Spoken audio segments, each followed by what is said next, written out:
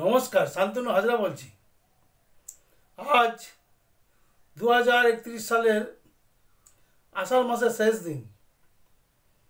সেই আষাঢ়, এই আষাঢ়ের কথা বলেছিল শরৎচন্দ্র, কথাশিল্পী শরৎচন্দ্র তার মেজদা বা বহুরূপী গল্প, যেটা শ্রীকান্ত থেকে নেওয়া হয়েছিল। সেখানে বলেছিলেন যে আজকে আষাঢ় মাসের 1 তারিখ, আজকে সারাদিন অবিশ্রান্ত বৃষ্টিপাত হইয়াও শেষ হয়নি, ইত্যাদি ইত্যাদি। তা আজকে সেই আষাঢ় মাসের শেষ দিন। এই আষাঢ় মাস আনন্দের দিন। আষাঢ় মাসে বৃষ্টি হয়, চাষিরা চাষ করে নতুন ফসলের জন্য। আগে মানুষ ব্যাঙের বিয়ে দিত আষাঢ় মাসে, ধুমধাম করে খাওয়া দাওয়া হতো। সে একটা গান আছে না, আগে কি সুন্দর দিন কাটাইতাম। তা বাংলার মানুষ আগে খুব সুন্দর দিন কাটাতো। তারপর বাংলায় আসলো অনুপ্রবেশ।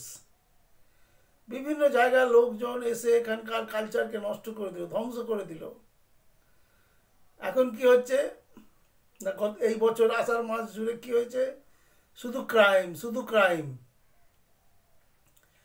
কতগুলো সুপারস্টারের জন্ম হয়েছে, এক ঝাঁক তারকা নিয়ে সরকার চলছে। সুপারস্টার শাহজাহান, শেখ শাহজাহান, উনি অবতীর্ণ হলেন মানবতার শত্রু হিসাবে।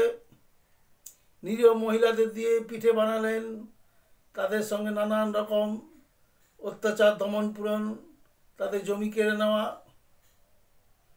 এই রেস কাটতে না কাটতে এসে গেল উত্তরবঙ্গের সেই চোপড়ার সে বিখ্যাত জেসিবি, যিনি তালিবানি শাসনের মাধ্যমে মানুষকে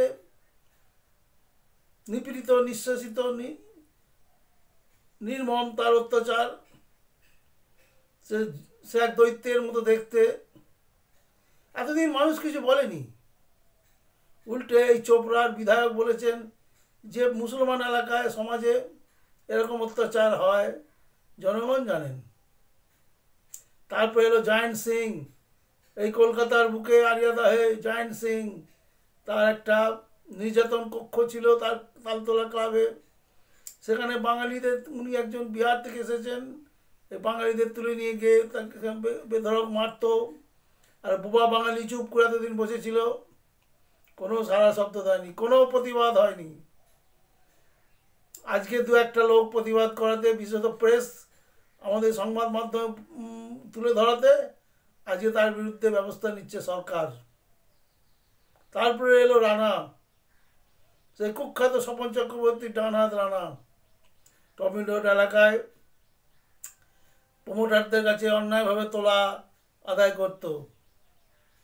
কিন্তু গণতন্ত্রের যে চতুর্থ স্তম্ভ বলা হয় মিডিয়াকে, গণমাধ্যমকে, এই গণমাধ্যম না বললে এই ধরনের বিচার মানুষ করতে পারে না, সরকার দৃষ্টি দেয় না। হ্যাঁ, দুনিয়ার বহিরাগত, যাদেরকে উঠাইগিরি বলে, তারা এসে আছে বাঙালি অস্মিতায় আঘাত করছে, তারা বাঙালিদের অত্যাচার করছে। বাঙালি হিন্দুদের আজকে দেয়ালে পিঠ ঠেকে গেছে।